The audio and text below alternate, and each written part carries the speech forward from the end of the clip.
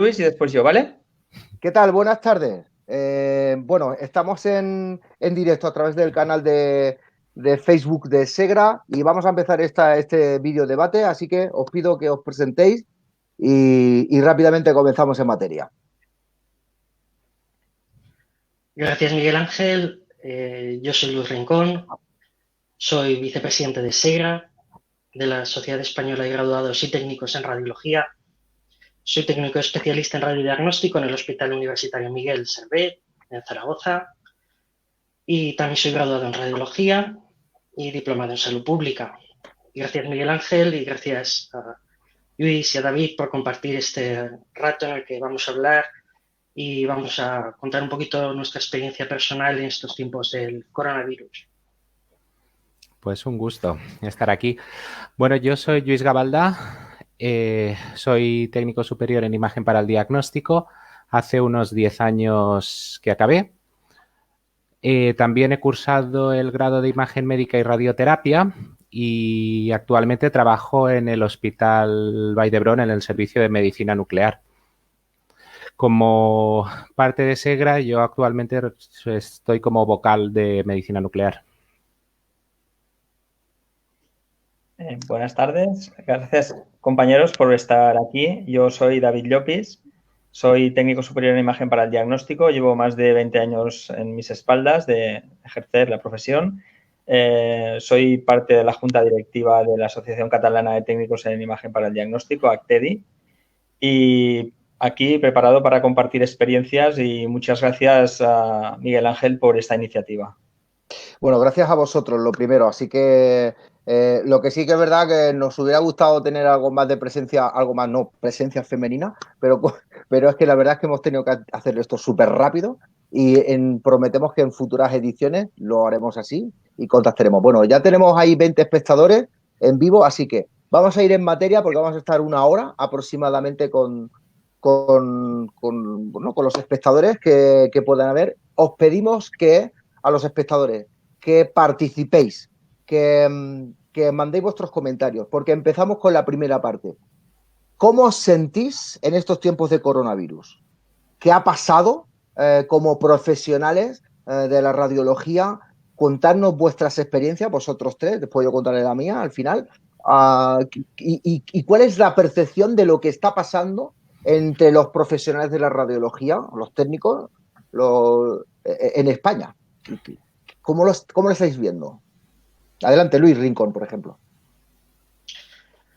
Bueno, pues yo podría decir, sobre todo, no tanto para nuestros compañeros de España que nos están viendo, que más o menos lo están viviendo, sino para los compañeros de Latinoamérica que todavía no estén viviendo, digamos, el grueso de la pandemia.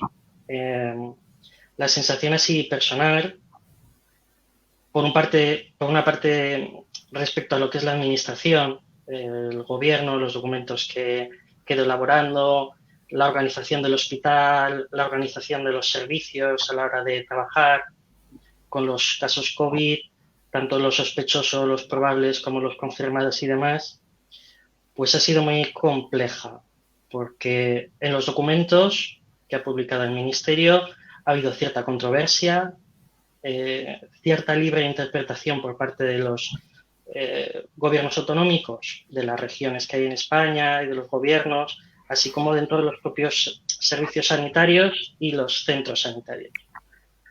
Entonces, no ha habido una homogeneidad a la hora de establecer criterios de protección. Si a eso le añadimos la escasez de recursos, tanto materiales como humanos, y todo lo que conlleva una crisis gigantesca, la que no teníamos precedentes, pues la sensación es bastante desoladora, por lo menos al principio, hasta que se establece una buena organización, nos empezamos a habituar un poco a la situación.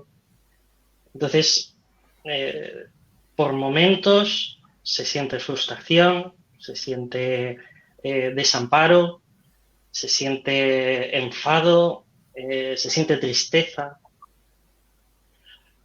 Y eso no solo nos ocurre a nosotros.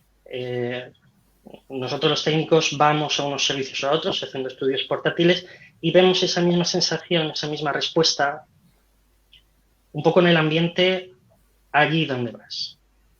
Por supuesto, hay gente que experimenta y que vive esta situación de maneras diferentes, pero desde luego te encuentras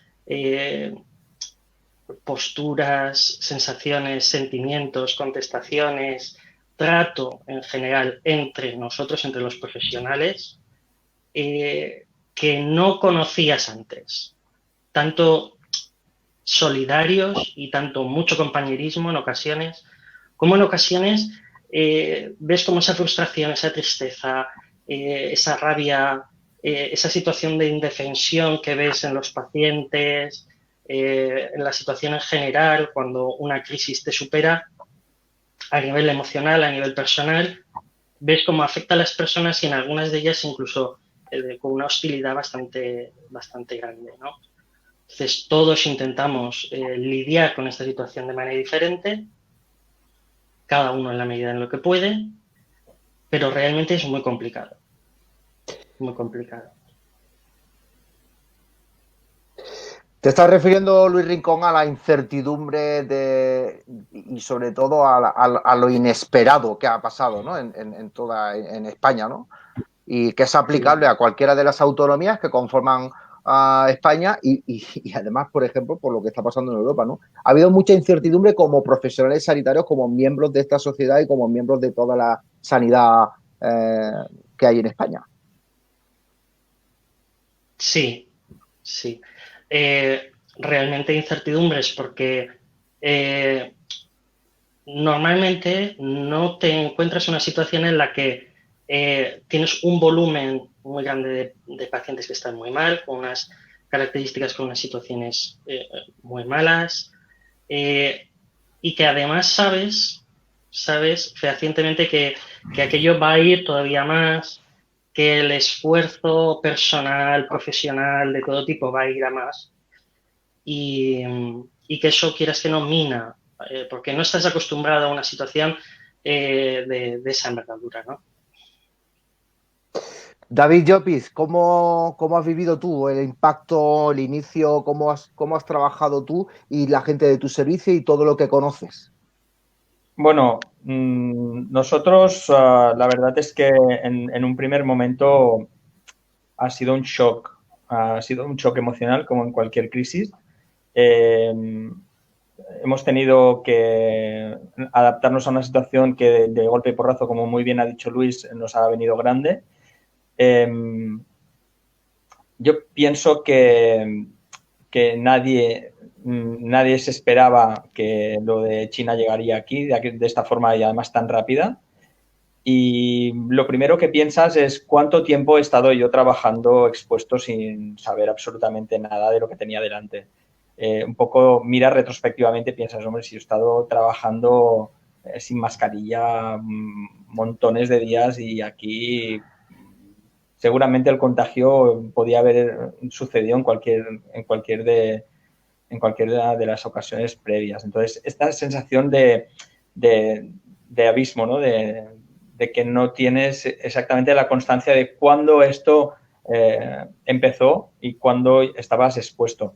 Y después ya a posteriori, bueno, sí, ha habido bailes de cifras, ha habido bailes de información, los confinamientos no han sido iguales en todas las comunidades, ha habido desconfianza con con el colectivo científico, los políticos, como siempre, han ido por un lado, los expertos han ido por otro. Entonces, ha habido ahí un baile que realmente los que estábamos a pie del cañón, pues decías, bueno, exactamente desconcierto.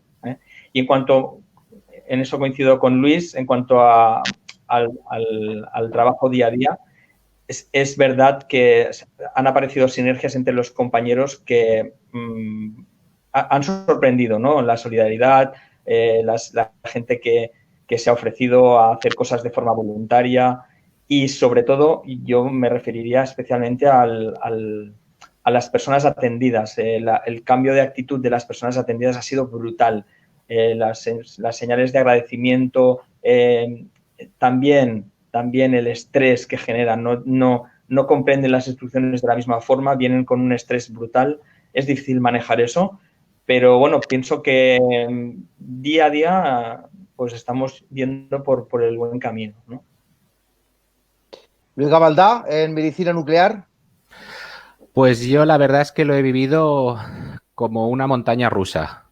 Es decir, del cero de no pasa nada, de los primeros casos que incluso hacíamos broma, y yo creo que no éramos el único servicio donde se hacía broma con los primeros casos que llegaban a España, al primer caso confirmado en el hospital donde hubo una especie de pánico generalizado en el hospital, todo el mundo con mascarilla, de cero. Eso fue de un día, el mismo día que llegó la noticia del primer confirmado, que se extendió un poco el pánico dentro del hospital. Después hubo un poquito más de calma, también teníamos información que tampoco nos tranquilizaba mucho. Tengo una compañera que es médico residente y que tiene compañeros trabajando en Lombardía, y nos explicaban situaciones bastante dramáticas que estaban viviendo allí. Entonces, aquí aún no había llegado, pero la sensación de intranquilidad era muy grande, la verdad. Llamadas con la familia, de gente, bueno, porque había confusión, había una confusión generalizada. Después, una vez se empezó, la verdad que el servicio se organizó bastante rápido en distintos equipos para trabajar por separado, para no, en caso de tener algún infectado, que no cayera todo el equipo a la vez, porque los servicios de medicina nuclear son servicios donde trabaja personal, digamos, muy especializado, que no es fácil de enseñar al personal nuevo que viene. Entonces, la idea era que no cayéramos todos a la vez si es que alguien caía enfermo. Y la verdad es que rápidamente se organizó el servicio y considero que muy bien. La primera semana trabajando con ya medio hospital lleno de pacientes con coronavirus era un poquito de trabajar con mucho nerviosismo, limpiar y venga a limpiar paciente tras paciente. Y esta semana que ha empezado ahora, hoy, por ejemplo, hemos hecho nuestro primer paciente COVID positivo en el servicio, confirmado, y la verdad que lo hemos hecho con cierta tranquilidad y seguridad, porque una vez se han establecido los protocolos, la seguridad de qué puede contagiarte, qué no puede contagiarte, pues yo creo que la visión ha cambiado totalmente. Por eso digo que ha sido como una montaña rusa, del nada al todo, del todo al medio y del medio otra vez para arriba, y ahora la verdad es que estamos bastante bien y estoy muy, muy contento de trabajar con todos mis compañeros. Yo sé porque yo creo que no solo yo, sino muchos de mis compañeros hemos tenido momentos, y yo me lo noto, de contestaciones que no me hubieran salido normalmente, no para bien, sino por la tensión que acumulas, que a veces dices cosas que no quieres decir y, lógicamente, después te disculpas, pero que se notaba sobre todo la primera semana, se notaba mucha esa tensión en el ambiente. Sí que es cierto que ahora hay mucho compañerismo, nos llevamos, bueno, siempre nos hemos llevado muy bien, pero trabajamos muy bien juntos y hay una confianza extra en lo que estamos haciendo que no teníamos antes. Yo tengo que, bueno, estoy apuntando y anotando todo el defecto periodístico. Estoy anotando exactamente pues lo que estáis hablando de incredulidad, dudas por la información oficial, reorganización de los servicios. Y estabas hablando ahora, Luis, de la participación en los protocolos y la tensión. A mí me ha pasado exactamente lo mismo. Y además, incluso ahí sí que ha invadido, en algunos casos. No hablo exclusivamente, cuidado, no hablo exclusivamente de mi centro, sino en otros sitios donde estoy conectado y he tenido conversaciones, ¿no? Ha habido mucha tensión, sobre todo por la primera tensión que se queda en la memoria es ¿somos o no somos profesionales sanitarios? Hay un follón tremendo, porque esa sensación que han tenido. No estoy poniéndolo en duda, por supuesto, claro que somos profesionales sanitarios. Lo que quiero decir es que hay personas dentro de los servicios que ahora sí que tenían una gran percepción del riesgo, y esa situación emocional, esa tensión se ha incrementado muchísimo, y además ha habido cierta, entre paréntesis, sublevación a las direcciones de enfermería, que son las que, bueno, en cierto modo, pues están gestionando los grupos humanos de nuestros servicios, cuando los gestionan, ¿no? Dirección de enfermería. Entonces, sí que he visto yo ahí esa tensión y esa emoción de sublevación, ¿no? Diciendo, ostras, en nuestras protecciones, ¿qué pasa? Claro, que como nosotros somos técnicos, ¿no? He escuchado esas situaciones, ¿no?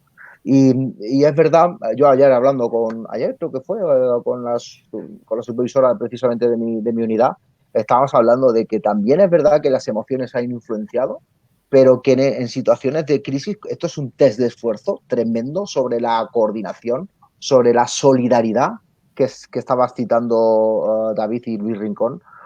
Sobre toda esta situación es un test de esfuerzo para saber de qué pasta estamos hechos.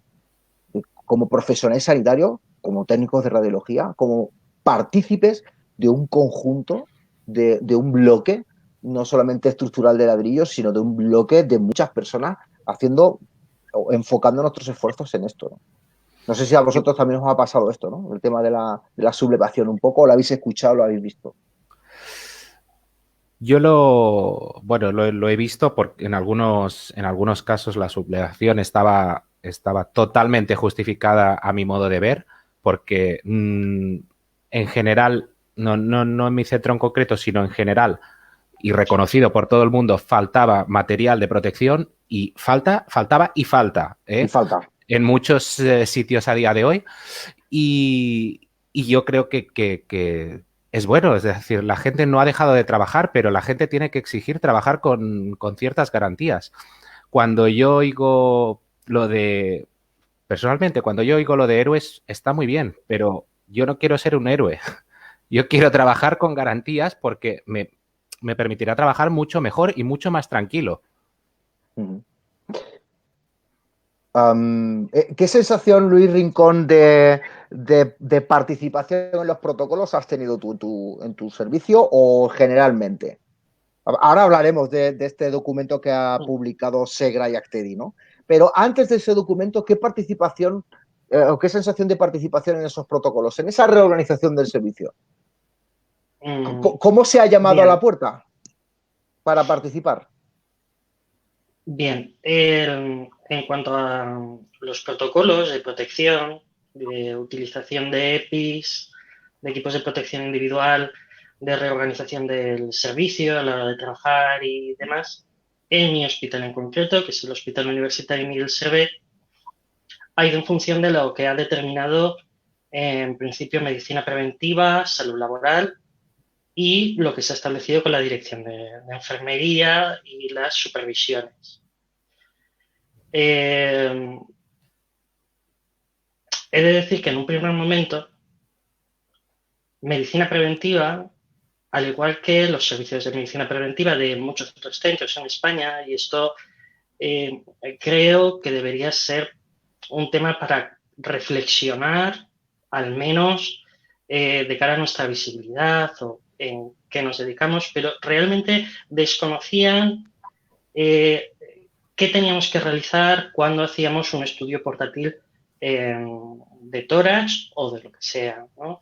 Hay un gran desconocimiento, incluso dentro de toda la comunidad sanitaria, sobre qué grado de contacto tenemos con los pacientes, qué es lo que tenemos que hacer, si tenemos que hablar con ellos, no hablar con ellos. Hay un gran desconocimiento y esto alcanza no solo al servicio de medicina preventiva de mi hospital, sino de muchos otros, porque los facultativos de medicina preventiva tampoco conocen al detalle todas las profesiones sanitarias y todas sus actividades, todas las técnicas o procedimientos que hagan los profesionales, pero mucho menos la nuestra, porque somos un colectivo quizá un poquito más pequeño, quizá no tenemos la visibilidad que debiéramos tener, y de hecho aquí pues esto es un ejemplo, ¿no? Que en un primer momento su criterio era que no deberíamos tener la misma protección que pues, otros profesionales haciendo otras técnicas con bastante menos contacto, y finalmente pues se impuso la realidad, ¿no? En ese sentido las supervisiones de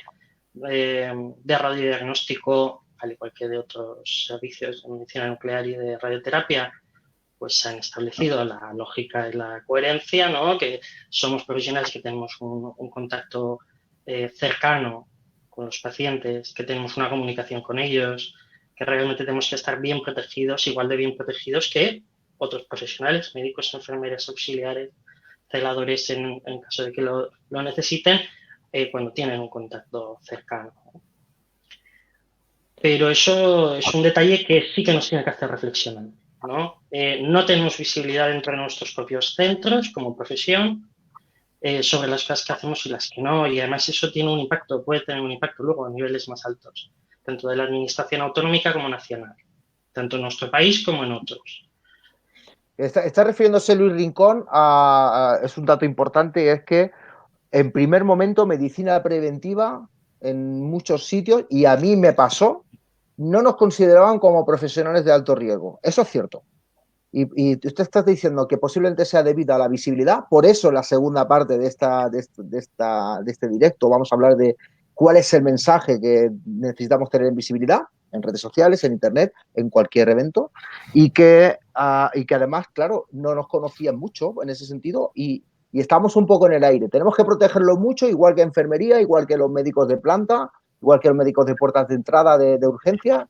Este tema es fundamental, por eso una de las razones para hablar es esto, de aquí, ¿no? No sé, David Llopis, si estás al hilo de esta situación, ¿no? Sí, yo estoy totalmente de acuerdo con lo que dicen ellos. O sea, en realidad aquí nosotros hemos estado, pues como profesionales, un poquito a expensas de lo que se iba cociendo por ahí, no teniendo ninguna percepción de que se nos haya incluido en la participación de ningún protocolo y no se nos ha pedido la opinión para nada. Quizá un poquito a toro pasado, ahora sí estamos viendo desde la asociación que las sociedades médicas están, supongo que porque se han dado cuenta que realmente los que están trabajando ahora son los técnicos y ya estamos al pie del cañón y ellos están confinados y haciendo teletrabajo y los que tenemos que sacar para adelante el tema somos nosotros. Entonces sí que estamos viendo ahora un pequeño movimiento de las sociedades médicas, cosa que no habíamos visto hasta ahora, de soporte y bueno, en definitiva el documento este que hemos generado junto con SEGRA evidencia que las sociedades se han volcado en avalar este documento y en hacernos partícipe, ¿no? Uh-huh. Es cierto, se ha publicado, además habéis hecho un trabajo ahí de 2 semanas por lo menos o más, ¿no? Habéis estado ahí reunidos elaborando reuniendo información y proponiendo algo mucho más cercano a nosotros. Yo vi el primer documento de SERAM y yo echaba en falta muchísima más empatía respecto a lo que hace el técnico, es decir, las limitaciones y las restricciones generales del servicio, limpieza y tal, pero luego pensando, o sea, sintiéndote como técnico. A mí me faltó ver ese detalle, esas sensaciones. Por ejemplo, alertar a los profesionales técnicos que estaban en urgencias o en planta, pero también estaban haciendo todavía pruebas de ambulantes y de atención primaria, ¿qué preguntas tienen que hacer a los pacientes? Porque no sabemos si los pacientes en ese momento estaban contagiados o no, asintomáticos o no. Es decir, ahí creo que, esa es mi opinión, ahí creo que SERAM pecó de falta de empatía y además de incluir todo este tipo de cosas, que se ha solucionado en ese documento que se ha trabajado gracias a la alianza entre SEGRA y Actedi, que bueno, está publicado. Ahora lo vamos a poner aquí a lo largo de este vídeo para que la gente lo pueda consultar, lo pueda descargar y lo pueda llevar a cabo para la práctica. Es verdad, Luis Gabaldá, que en medicina nuclear vosotros tenéis algo menos de, no sé, esa sensación de que estáis participando menos porque no hacéis tantos portátiles como en radiodiagnóstico. Mira, nosotros, en cuanto, si ya los técnicos que trabajan en portátiles y en radiodiagnóstico ya tienen poca visibilidad, son los que más visibilidad tienen. Te puedes hacer una idea de la visibilidad que tienen los técnicos de medicina nuclear o los técnicos de radioterapia, por ejemplo, porque los de medicina nuclear, en cuanto a visibilidad, y lo que estamos haciendo ahora mismo es un trabajo muy parecido. Nosotros en el servicio, en general, en primer lugar, quería decir que el servicio escuchó nuestras propuestas de organización en equipos y formas de trabajar y se tuvieron en cuenta y, de hecho, así lo estamos haciendo. Se pusieron en práctica y así seguimos y, de momento, funcionan. Y en cuanto a al tema de medicina nuclear, existía en el servicio una sensación generalizada del personal de como una cierta impotencia al ver que todo el hospital estaba creciendo en camas de UCI, que se necesitaba personal por todas partes, y nosotros estábamos haciendo muchísimas menos pruebas de las habituales justamente para garantizar que el servicio sigue, porque nuestro trabajo es garantizar que los servicios, pruebas que resultan, bueno, que son muy importantes, como los diagnósticos, primeros diagnósticos en oncología o los seguimientos de tratamientos oncológicos, debían seguir. Entonces, nosotros nos veíamos en la tesitura de estamos trabajando mucho menos de lo que estamos haciendo actualmente cuando el resto del hospital va necesitado de manos para trabajar. Pero es que yo incluso hablaba con nuestro compañero Rodrigo, le decía, te tienes que hacer la idea que estamos haciendo un trabajo muy importante, que es dar continuidad al servicio, porque si nosotros nos ponemos enfermos, muy poca gente del hospital va a saber venir a hacer nuestro trabajo. Y lo mismo pasa con los técnicos de radioterapia, exactamente lo mismo. Si ellos, ¿quién va a ir a hacer su trabajo? No hay más. Eso no se aprende de la noche al día. Gracias, Luis. Luis Rincón, va para ti este comentario de Nuria Aragonés. Nuria Aragonés en Facebook nos dice, aquí seguimos peleando por una protección adecuada. Siguen con la canción, sobre todo nuestra propia supervisora. Y dice que en otros servicios son más necesarios los EPIs. Tampoco estáis tan expuestos. Es una especie de expresión, ¿no? ¿Para qué sirve el documento que ha elaborado Actedi, Segra y Actedi, Luis? Por ejemplo, díselo a Nuria Aragonés. Para exponerlo dentro del servicio, argumentar que somos profesionales sanitarios. Una explicación sobre este tema. Bueno, pues sirve para lo siguiente. Aparte de para orientar y tener muy claras las cuestiones relacionadas con nuestro trabajo al pie del cañón, en primera línea con el COVID, sirve para tener una postura oficial, crítica, basada en ciencia, de cómo tenemos que actuar, cómo tenemos que organizarnos, cómo tenemos que protegernos, etcétera, ¿no? Antes de que siga, Luis, perdona que te interrumpa.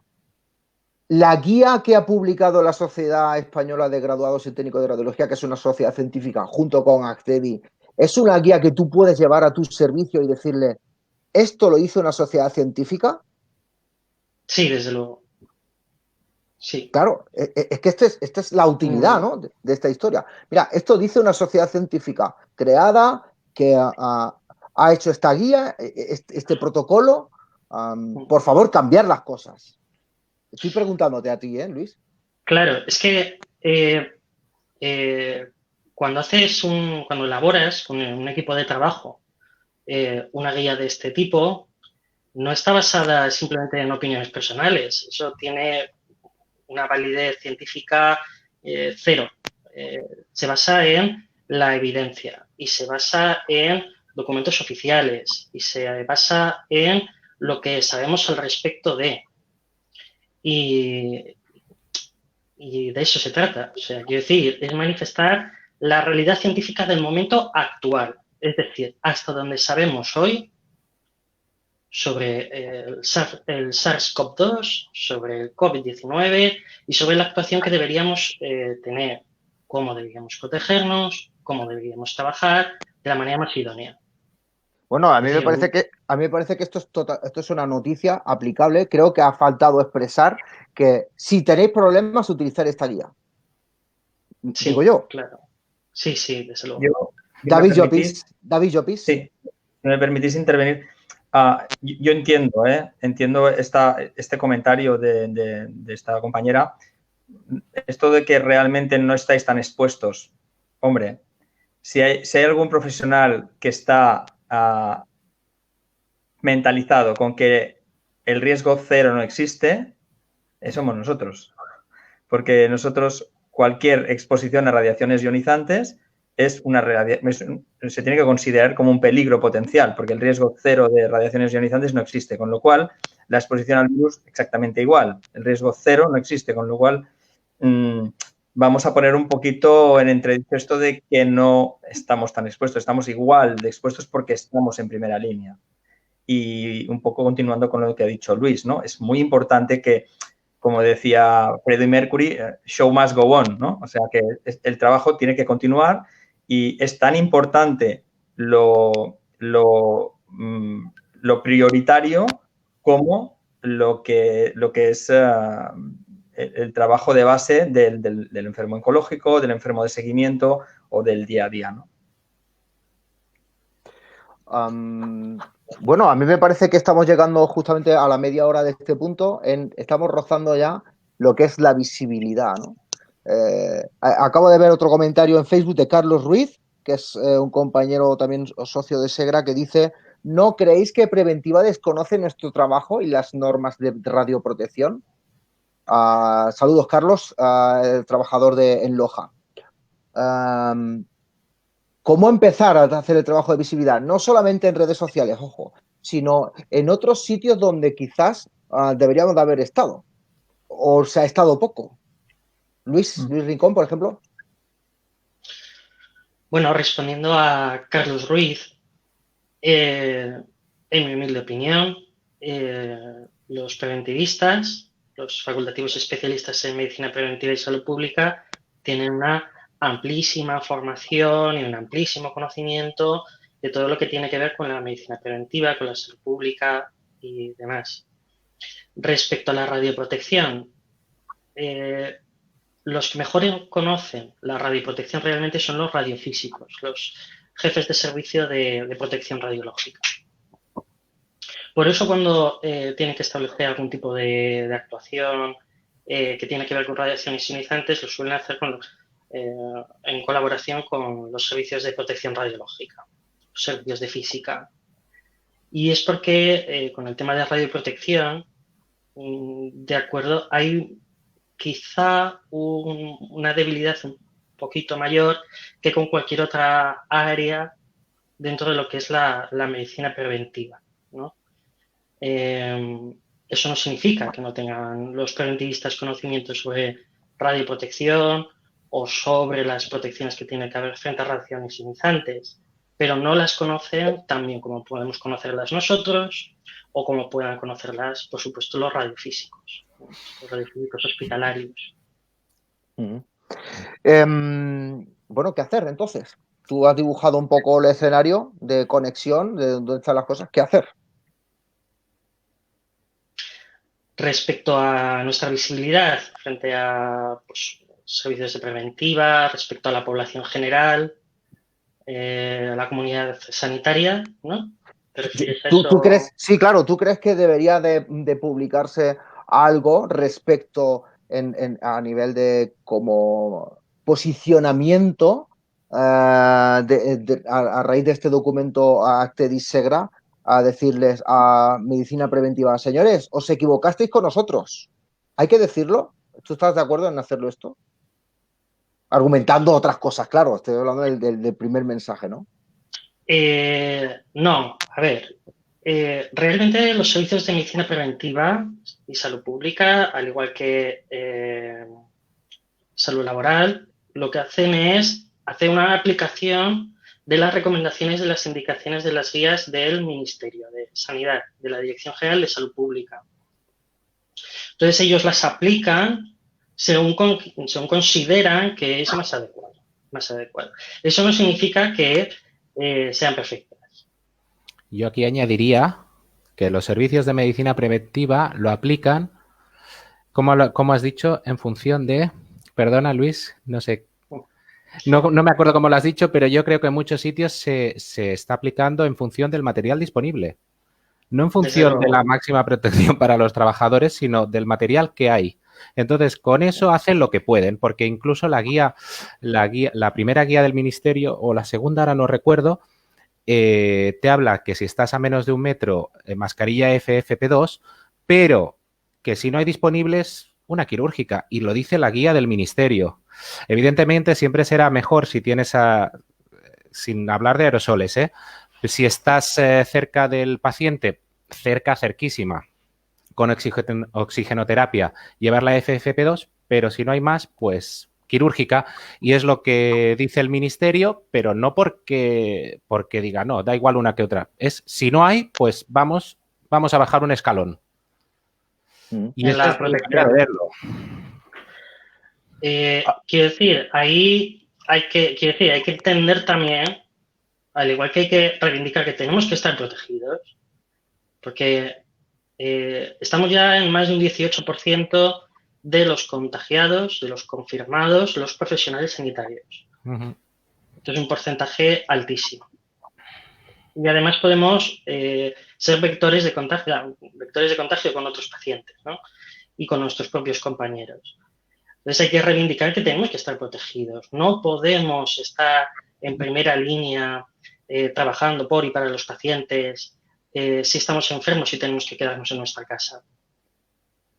Pero al mismo tiempo también hay que, entender de alguna manera que es que tanto la postura del Ministerio de Sanidad como de los servicios de medicina preventiva y salud pública ha sido clara y llanamente una situación en la que hay una falta de recursos y muy importante, que ahora parece que mejora un poquito, pero que es una situación preveíble probablemente.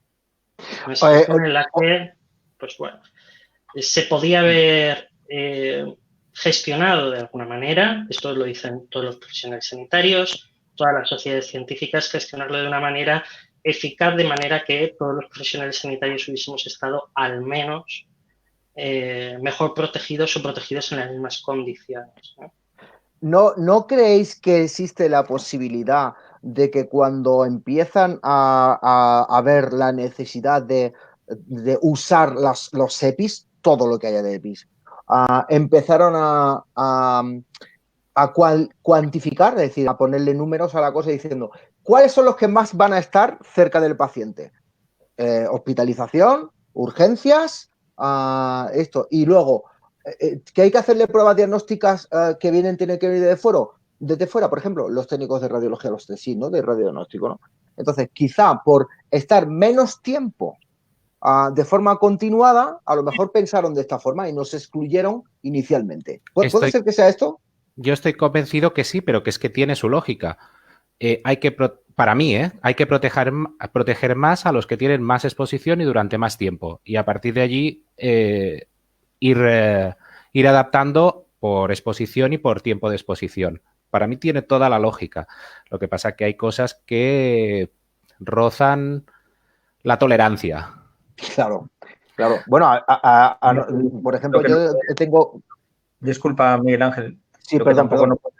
No, si quieres, después...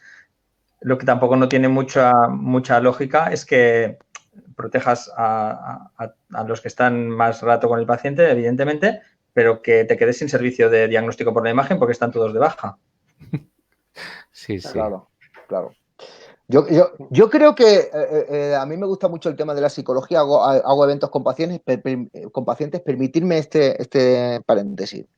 La saturación de la información y la emoción, o sea, la ansiedad que te produce, hace que las personas deduzcan con menos capacidades lógicas, con menos sentido crítico, y que tengan problemas para deducir situaciones, ¿no? Eso les pasa mucho a los pacientes oncológicos en el afrontamiento de la información. Yo creo que ha pasado esto tanto en los gestores de los centros y en nosotros mismos también, ¿no? En esa parte de la sublevación. Joder, es que nosotros necesitamos más cosas, ¿no? Yo creo que ha habido algo de esto, ¿no? De la saturación, la ansiedad, la emoción. Ahora se está relajando un poquito, nos estamos acostumbrando más a esta ansiedad, ¿no? ¿No creéis esto? Sí, esto es un fenómeno que se llama la infoxicación. Estamos bombardeados de información y, como he dicho al principio, de informaciones muchas veces contradictorias. Hay muchas horas libres, estás pendiente del móvil y, evidentemente, esto no ayuda. Luis, en cierto modo, lo que estás diciendo de reivindicar que tenemos que estar más protegidos y no podemos estar en primera línea, ya hilándolo con la visibilidad. En Twitter hemos visto algunos casos que radiólogos han dicho esto. Han dicho, ole por los técnicos que están haciendo radiografías portátiles, ole porque ellos están siendo la primera línea en el frente de esta batalla, ¿no? Y luego, claro, los que estamos en Twitter los hemos visto, ¿no? Y al respecto de la visibilidad, yo creo que hay un sesgo en estas cosas. Si no estás en esas redes sociales, que creo que Twitter ha sido la que ha llevado muchísima más información al directo en el momento de lo que está ocurriendo en sanidad, no te enteras. Esto también es un problema. No sé si Luis, que tú también eres tuitero, Luis Rincón también, Luis Gabaldá, David Llopis, no lo sé por dónde andas, por el uso de Twitter, pero está claro, yo estoy al minuto atento a todo lo que hay ahí, ¿no? Y lo vimos claramente, ¿no? Si no estás en otras redes sociales, solamente estás en Facebook, o no te identificas, o no estás acostumbrado a salir de tu propio entorno de información de la radiología y te vas a otros sitios, no te enteras de la visibilidad. No sé si estáis de acuerdo al hilo en esta afirmación. Sí, bueno, Twitter realmente está siendo en estos tiempos, al ser una red social quizá un poquito más dinámica, un altavoz bastante bueno, sobre todo porque estamos viendo que no están saliendo muchos técnicos o grupos de técnicos contando, diciendo, ya sea con una imagen, con un vídeo, con un comentario, aquí estamos al pie del cañón, estamos en primera línea, estamos aquí por todos vosotros, quedaros en casa, yo vengo aquí por ti, o sea, todas estas cosas, ¿no? Lo que es muy interesante también, porque al fin y al cabo, en cierta medida es hablarnos entre nosotros mismos o entre la comunidad sanitaria, pero estamos viendo que médicos, de tanto radiólogos, oncólogos, radioterápicos, médicos nucleares, como de otras especialidades profesionales de todo tipo, de enfermería, fisioterapeutas, todo tipo, están también haciendo su comentario acerca de los técnicos, al igual que el resto de profesionales, pero nos están colocando ahí en el centro del tablero junto con otros muchos que están ahí, ¿no? Entonces eso yo creo que es un matiz diferenciador, porque eso sí que alcanza un poquito mejor a la población general, que es ese gran grupo, ¿no?, al que es muy difícil llegar, la población general. Es decir, estamos llegando al punto de ¿cuál es el mensaje de visibilidad que necesitamos en cualquier red social? Pregunta a Luis. Yo Cabaldá, que hace poco estás ahí dándole caña a Instagram de Segra, por cierto. ¿Cuál es el mensaje de visibilidad que necesitamos? No solamente ahora, sino... Es decir, ¿qué tenemos que contar? Yo creo que lo primero, antes de llegar, particularmente, antes de llegar a las redes sociales, creo que nos tenemos que creer que somos profesionales sanitarios y que tenemos un papel muy importante dentro de la sanidad y que muchas veces nuestro propio colectivo no se valora. Y somos, como todas las profesiones, pero es pieza fundamental en los diagnósticos y en los tratamientos. Entonces, lo primero que tenemos que hacer es hacernos valer dentro de nuestros servicios. Con médicos, con enfermería, con todos nuestros compañeros, hacernos valer. Y después viene el siguiente paso, que es en redes sociales demostrar lo que hacemos, por qué lo hacemos, con el gusto que lo hacemos, pero lo primero es, dentro de los servicios, demostrar qué profesión tenemos y para qué lo hacemos. Y yo creo que eso... Perdón, y yo creo que eso en muchos servicios hay falta de... Tenemos como un sentimiento, no sé cómo decirlo, pero estamos como compungidos. ¿Una batalla perdida? No, yo creo que cada vez es más ganada. Yo pienso que es un valor emergente. Yo pienso que tanto los jefes de servicio como las gerencias de los hospitales finalmente se han dado cuenta de que nosotros somos la cara visible y de la impresión que saquen las personas atendidas de nuestra labor, pues muchas veces de ello dependerá la imagen y los índices de calidad. Y esto es un valor que tenemos que añadir a nuestra profesión. No solamente el tecnológico, sino también el asistencial. Pienso que tenemos que subrayar el asistencial de forma con rotulador grueso. Al trato al paciente. Exacto. Pero el trato al paciente, el no clínico, claro. La atención no clínica con el paciente. Bueno, yo pienso que es un todo. No puedes separar la atención no clínica de la atención personal. O sea, tú estás ofreciendo estás ofreciendo un servicio integral. Sí, cuando yo me refiero a la atención no clínica, David, es a la información de la prueba, posición, duración, estancia, toda la experiencia del paciente durante la prueba radiológica. Y ahí no, y como nosotros no podemos decirle cuál es la clínica que tiene, o sea, asociar la clínica con el diagnóstico, por eso quería poner entrecomillado esto, la atención no clínica, a eso me refería. La experiencia del paciente en su estancia en la sala. Ya, los tres estaréis de acuerdo conmigo que no se da información clínica, pero es muy habitual la pregunta. Oye, ¿has visto algo? Claro. Hay que gestionar esa pregunta, ¿eh? Es dura, y no puedes responder con perdón a la gallega. Sí, porque lo dejas como diciendo, no quiero saber nada de ti. Eso es verdad. Claro. O te miran como diciendo, bueno, este no se entera, ¿no? Claro, es cierto. Y ahora os quería hacer una pregunta a vosotros que tenéis más contacto con pacientes COVID, porque, bueno, como os he dicho, hoy hemos hecho nuestro primer paciente COVID positivo en el servicio de medicina nuclear y el señor estaba como con necesidad de recibir o de tener más trato con nosotros del que tenemos habitualmente. Y me decía que las plantas, lo único que se oye ahora mismo es silencio, que a veces se agradece, pero como no, en la mayoría de centros, supongo, las visitas no están permitidas, hay absoluto silencio en las plantas y yo lo he notado como que echaba de menos el contacto personal de poder hablar de, aunque sea de la situación. Y quería preguntaros si vosotros eso que hacéis más pacientes COVID lo habéis notado, que tienen como más necesidad de tener contacto con vosotros, de interrelacionarse, vamos. Luis Rincón. Pues sí, y bastante además.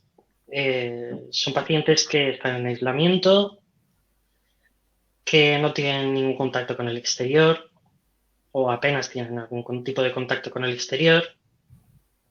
Son pacientes que además van a estar seguramente bastante tiempo. O sea, las series y tal nos hablan de pues, una media de 6 semanas, ¿no? Por lo menos. Entonces son personas que además suelen ser ancianos, suele ser gente mayor, que se encuentran además en un entorno que es hostil. Todos los centros hospitalarios, cuando una persona entra por la puerta, para ellos lo perciben como un entorno hostil, con una indefensión, digamos, una sensación de indefensión grande, con una incertidumbre grande, porque saben que muchas personas fallecen y además fallecen solas. O sea, es una situación que a nivel humano, a nivel personal es dramática. Entonces, en el momento en que tú, en el desarrollo de tu trabajo, tienes una palabra amable, tienes un gesto compasivo de alguna manera, te preocupas por ese paciente, realmente ellos lo agradecen muchísimo. Y además en este tipo de circunstancias es absolutamente obligado que tengamos algún tipo de gesto con los pacientes, porque realmente al sufrimiento físico que están teniendo se les suma un sufrimiento emocional, psicológico también muy grande. A ninguno nos gustaría llegar a ser unas personas ancianas y vivir esa situación, ¿no? En la que tú no te imaginabas estar tan enfermo, a lo mejor, estar bastante enfermo, estar solo, tener esa sensación de indefensión y no tener un pequeño apoyo del profesional sanitario que te atiende y de alguna manera te da ese pequeño apoyo, ¿no? O sea, cada pequeño apoyo, cada pequeño gesto, realmente le estás dando la vida, ¿no? En ese momento al paciente. Y si eso no lo tenemos todos muy claro, pues... David, nos quedan 4 minutos porque llega el momento del aplauso sanitario, así que, por favor, intervenciones de 1 minutito porque casi nos vamos a ir despidiendo. No vamos a interrumpir el aplauso sanitario. Pero antes de esta despedida, hay que dar un saludo a Eva Alfayate, que también la presidenta de SEGRA no ha podido estar con nosotros porque tiene también algunas situaciones un poco complejas. Damos 1 minuto para despedida. Es cierto lo que está diciendo Luis Rincón. Hay pacientes mayores que se están sublevando. Y si queréis, os propongo que hagamos otro vídeo directo próximamente. Vamos a hablar de la saturación y cómo nos están comentando muchos temas, porque si revisáis en el timeline de este directo, nos están comentando bastantes cosas interesantes. Un minuto para despedirnos, que llega el aplauso sanitario. David Llopis, por favor. Bueno, yo para despedirme, básicamente quería expresar mi agradecimiento a Eva, porque ha sido el motor del documento. Luis, porque ha sido el iniciador. Luis Gabaldá también ha seguido con el tema. Ha sido una experiencia muy gratificante. Yo apuesto por las sinergias entre sociedades. Y para finalizar, un apunte es estas personas que están solas, que están en el hospital, que están en un entorno hostil, tenemos que aportar muchísimo de nuestra parte, de nuestras competencias transversales, especialmente una que normalmente está muy olvidada, que es el sentido del humor. Hacerles reír es muy, muy importante. Luis Gabaldá, estoy muy de acuerdo contigo, David. Pues nada, yo daros las gracias por poder compartir este rato con vosotros. La verdad es que me ha parecido muy interesante el intercambio de opiniones, pero veo que en muchos aspectos tenemos la misma, el sentimiento es el mismo. Y nada, para el siguiente vídeo ya lo iremos viendo. Luis Rincón, un minutillo. Bueno, muchas gracias a todos los que estáis ahí detrás escuchándonos. Y bueno, lo único quería transmitir todo mi apoyo a todos los compañeros que están ahí, pues como nosotros, al pie del cañón, y sobre todo transmitir también nuestras condolencias, aquí hablo en nombre de los 4, a los familiares y allegados de los más de 14.000 fallecidos que en nuestro país se ha cobrado desgraciadamente el coronavirus, el COVID-19. Y nada, que muchas gracias y que un abrazo muy fuerte. Gracias a vosotros, gracias a los bastantes cientos de seguidores que hemos tenido, más de 1.000 seguidores según la analítica a lo largo de todo este vídeo y algunos picos bastante interesantes. Vamos a repetir la experiencia. Dentro de poco lo anunciaremos sobre qué temas vamos a hablar y vamos a estar en contacto con todos los compañeros de la profesión. Luis Gabaldá, David Llopis, Luis Rincón, muchísimas gracias y saludos a todos desde Facebook Segra. Un saludo. Muchas gracias.